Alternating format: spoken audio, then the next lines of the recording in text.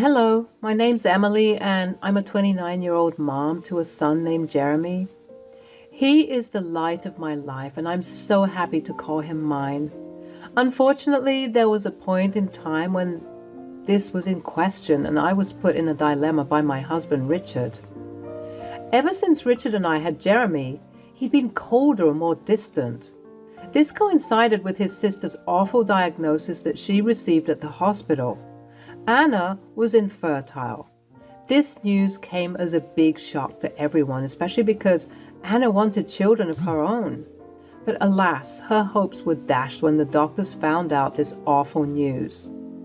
It was indeed disheartening, and Richard and Anna were super close, so it was also negatively impacting Richard.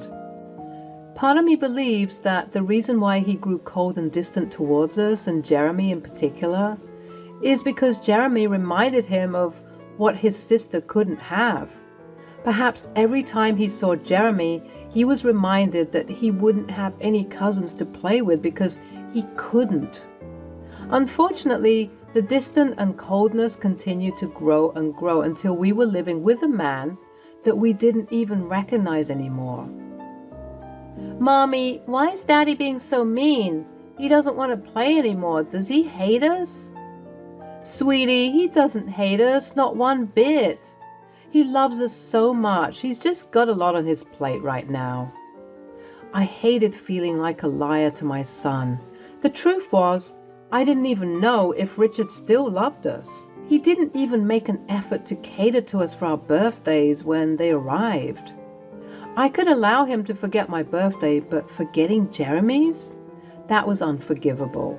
Jeremy was devastated. "Why did Daddy forget my birthday?" "Don't you worry, I will talk to him about it and he will make it up to you." I was livid. I had to set this man straight and knock some sense into his head. "How dare you forget his birthday? It was the one thing that you could do for him since you are no longer around." "What are you talking about?" "Jeremy's birthday. How could you forget? It was the one thing I asked of you." "Look, I'm sorry, okay? I just have a lot on my mind. I can't bear to be around that kid. He just makes me think of my poor sister and her awful situation." "I get that you love your sister and you're mourning her situation, but you also can't continue to neglect your responsibilities here at home. We have a son together. You should love him and care for him, no matter what." "Look, you don't have siblings, so you don't get it. Anna is my twin sister and I love her to death. We were supposed to have kids so that they can play together and we can strengthen our bond as siblings. So the only reason why you had kids is because you wanted to be twinned with your twin? That's one of the weirdest things I've ever heard. Why would you do that?" "It's our special sibling pact that we made. You wouldn't understand." "So the reason why you forgot your son's birthday was that you were upset that you couldn't fulfill a sibling pact?" "Okay, look, I know that things haven't been the greatest between us lately, but I'm currently in the works of finding a solution to all of this." "Okay, what's the solution?" "I'll tell you when all of the important parties in this situation are present." The next day came around and it would change my life forever. I was honestly so upset with everything that transpired this day. Richard had decided to come home from work a bit early and he brought with him a special surprise. "Hello everyone. Emily, come see who I brought with me." "Oh, Anna, lovely seeing you. It's been a long time. How have you been holding up?" "I've been well. I'm excited about today's discussion." "Oh, Richard hadn't told me that this discussion would come so soon." "Time is of the essence, Emily. Let's get straight to it." We all gathered in the living room and settled into the couches before Richard announced what I considered the worst possible thing he ever could have said to me. "As we all know, Anna isn't okay. Rachel, I can't tell you how many sleepless nights I've had just thinking about your predicament. It shakes me to the core. Ask Emily. Well, okay. Yeah, I can say that I've noticed Richard has been distancing himself from Jeremy and me. Yes, I have. I won't deny it. I can't deny it any longer. And it's because I figured out the solution to all of our problems. Emily, you know that the reason for my distance is because of Jeremy. I simply can't bear to look at him knowing that my dearest sister is more deserving of being a mother than I ever could be as a father. So I was talking to Anna one night, and we decided that to re-establish peace and harmony within our home, as well as making Anna happy and content in motherhood, I'll give our son to her to have and cherish. What? Isn't he such a wonderful brother? Were you two inhaling toxic fumes or something? How many fingers am I holding up? Be serious, Emily. I am being serious. I mean, what sort of question is that? Anybody who would even dare to think that doing that is okay is definitely not all right in the head. At this mention, Anna looked dejected, and of course, Brother Dearest had to come to the rescue. Listen, Emily, I'm not in the mood for your shenanigans. Me neither. How could you even say such a thing, Richard? What would Jeremy think? He already believes that you don't love him. What is it going to look like when you ship him off to someone who isn't his mom? But I am his mom. Excuse me? I was ready to charge right into her. The thought of her being hospitalized and me in jail flashed before my eyes, but I didn't care about the consequences. She had to be taught a lesson. Seeing the tensions rising, however, she decided to sugarcoat her preposterous ideologies. I just mean that, look, listen, Emily, you're a wonderful girl. Do you remember on your wedding night you were feeling nervous and I told you that everything is going to be all right because you and Richard were made for each other? Well, I feel in some deep and maybe even crazy way that Jeremy is my son. My twin brother and I share many things, including soul ties. What I'm saying is, I have a soul tie to your son because my brother and I are so connected that we are practically the same person. Do you understand? I understand that I'm about to knock your teeth down your throat if you keep spewing nonsense. Emily, calm down. Think about it. Really think about it. Why else do I feel like I don't have a connection with Jeremy? Gee, I don't know. Maybe it's because you actively avoid communicating and connecting with your son? Or it could be that he was never meant to be my son in the first place. He was always meant to be Anna's. I think I'm about to pass out. You wouldn't understand. You don't share a connection like we do. You two are sick. If I hadn't made it clear enough, there is no way in hell that you're going to take Jeremy from me. You'd have to kill me first. If you don't do this, I'm sorry, but we're going to have to get a divorce. What? Are you being serious right now? Are you hearing the words that are coming out of your mouth? And I'm being so serious too. If you don't agree with this new arrangement, I'm divorcing you. And because I have way more money than you do, I'll get custody of Jeremy. We could do this the easy way or the hard way. I got up and spat right in Richard's face.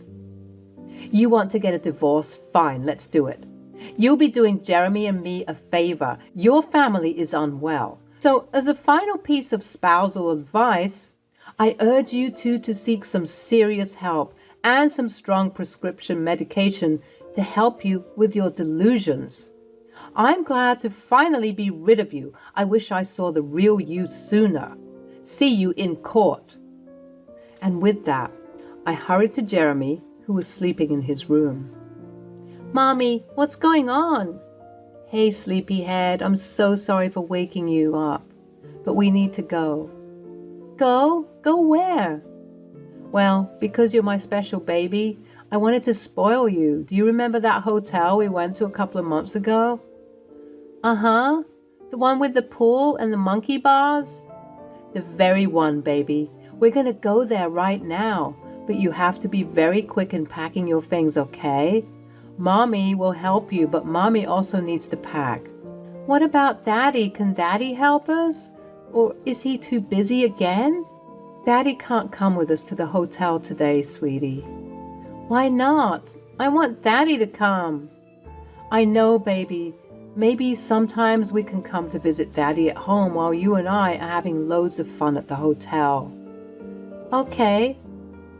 Jeremy was obviously devastated. His little mind couldn't even begin to comprehend the idiocy I witnessed today, even if I tried to tell him the whole truth.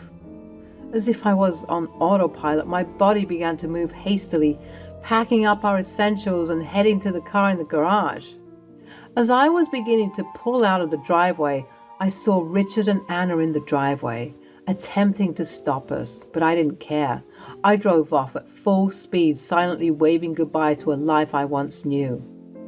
Jeremy and I arrived at the hotel and began to lodge there.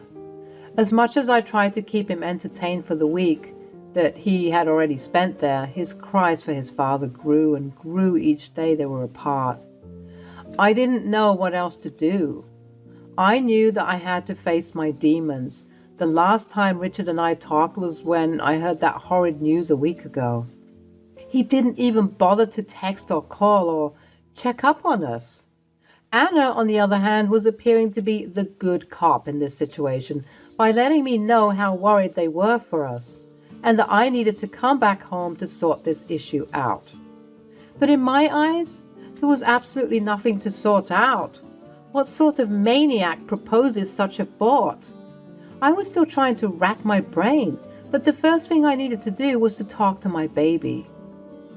Jeremy, my darling, I know you've been asking about Daddy a lot lately, and well, there's no easy way for me to say this, but Daddy is trying to take you away from me and put you in the hands of Auntie Anna.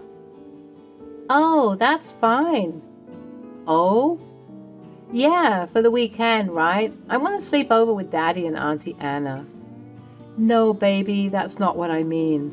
Daddy and Auntie Anna are trying to take you away from me forever. Forever? But I don't want to stay with her forever. I know, baby, and that's why I brought you here, so that we can avoid you being taken away by them. I'm scared, Mommy. Are they going to take me away from you? You listen to me, all right? As long as I'm breathing, no one will ever so much as think to take you away from me again. Do you hear me? I am always going to be with you. Whether or not Jeremy's fast reception of the news was due to a lack of understanding or an abundant and sufficient enough understanding, I will never know. I just knew that I was grateful for his apparent cooperation at the time. You know what they say, speak of the devil and he shall appear. Well, just as Jeremy and I had finished up our emotional and deep conversation, Richard called. I discreetly answered it. These games have run long enough. You know, the reason why I let you go that day is because I was being gracious. Yes, Emily, you should be thanking me. I thought that you'd have a couple of final days with your son before he goes to his rightful mother. But I'm afraid now my patience has worn thin. You're sick, and you're going to rot for what you're trying to do. You'll fail. You will always fail when it comes to doing what's best for Jeremy. Tell me where you are right now. I'm coming to get the kid. I'd rather walk on hot coals than tell you anything about my whereabouts. Jeremy isn't going anywhere unless it's with me. You got that through your sick and diseased skull? Grr, I'll see you in court, Emily. I didn't want to do this, I really didn't, but you forced my hand. I'm going to ruin you. You'll never see him again, I swear it. Game on, Richard. You'll regret this. I hung up the phone, panting and bewildered at just how quickly my life seemed to have turned upside down. I just wanted to do what's best for Jeremy. That's what I always wanted to do. But for some reason, Richard and Anna just couldn't see that. I started to think about how I can best handle this situation that ends up with me winning and Richard and Anna losing, big time. I paced and pondered and pondered and paced, and then it hit me. I began racking my brain for possible password combinations. I was going to get a little dirt as leverage. Richard was right earlier when he said that he would most likely get custody of Jeremy. When you have friends in high places, it's easy to sway the court of law in whichever direction one sees fit. I, unfortunately, had no such connection, so I was going to have to get dirt on Richard that was so wild, so big and crazy that no amount of schmoozing would get him a lighter sentence hearing. I was logging into his email, trying many different things like his birthday and my birthday. Even Jeremy's name and birthday came up to be incorrect. Then it hit me. I typed Anna's name into the box, and what do you know? It worked. It was getting spooky how obsessed he was with his sister. Even though I went into his account being wary of his suspicious behavior with his sister, nothing could have prepared me for what I was about to see. When I typed in Anna in the search bar, I was bombarded with myriads of email chains and threads between them. There were thousands and thousands of conversations, and when I opened a couple to see what I'd find, I was completely petrified. In those email threads were Richard and Anna appearing to be engaging in some shady stuff, to say the least. As I dug deeper and deeper, it appeared to be some sort of occultist practice that they were engaging in. There were a bunch of scary pictures of seemingly random objects, and I noticed that all of their emails ended with "Praise be to higher brother." Were these two part of some cult?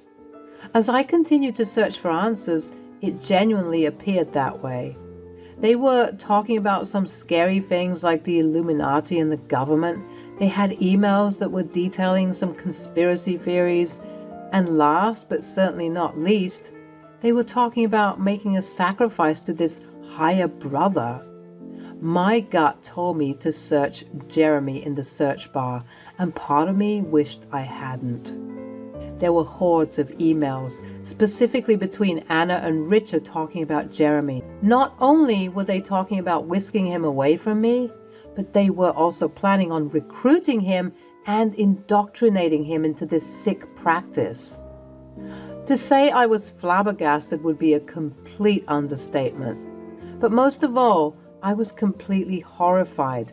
I was shaking with fear with all of the disturbing things I saw. I knew what I had to do. I had to expose this sick behavior so that Jeremy wouldn't be taken away from me. I gathered all the details I could and contacted my lawyer. I also accidentally leaked the news to Twitter, where people who were eager for the drama spread it far and wide. Before the day was done, the news had already garnered thousands of views. I was receiving messages and calls from both Richard and Anna, but I ignored them. Their angry death threats, I guess they suspected that I did this, only added fuel to the fire of justice that was about to consume them. Fast forward a couple of months, Jeremy and I moved out of the hotel to live with my mom, and the divorce proceedings were finalized. During the divorce, Richard was being tried for plotting to commit child endangerment, alongside his oh-so-lovely sister, of course. He's being tried with irrefutable evidence of what he plotted to do was so huge that no amount of bribing or schmoozing he wanted to do would help him reduce his sentence, let alone have custody over Jeremy. Richard and Anna did indeed do some jail time for their crimes, and I, in turn, was given the house to live in with Jeremy. He was all mine, as he always was. After discovering just how awful his father actually was, that blind love that innocent Jeremy had turned into logical aversion, my baby was learning that not everyone in his life has his best intentions at heart, even the people who are supposed to. Sometimes, especially at the beginning of the sentence, to rub salt in those already sore wounds, I would visit the penitentiary and pay a visit to my dear old ex-husband. You You did this to me. No, Richard, you did this to yourself. I just wanted to sit and watch you crash and burn. Look, I'll change. I need you to go on the stand and say that you discovered that what you found was fake and that someone is conspiring against me. I can't be in here any longer. Oh, honey, it's been 7 days and you're supposed to be here for at least 5 more years. I'll get you for this. You'll rue the day you met me. If you so much as try to take Jeremy from me again, I'll dig up some more dirt and make sure you never leave this place. Got that? And with that, I would laugh my way out of the prison, all the while being grateful for the way that things turned out for me in the end. Because of the fame that was garnered overnight regarding Richard and Anna, who are now being dubbed as the sinister siblings of the sect, I was able to go on many interviews and even get various brand deals to share my story. I did this so that I could have a stable income to support my new single mom lifestyle, as well as obviously help those who needed to hear a story like mine. People think that this sort of thing can't happen to them. Trust me. I'm always of the belief that I was a very average lady with nothing crazy going on in her life. But here I am, surprised and shocked that something like this could happen to me. I hope you all learned something. Take care.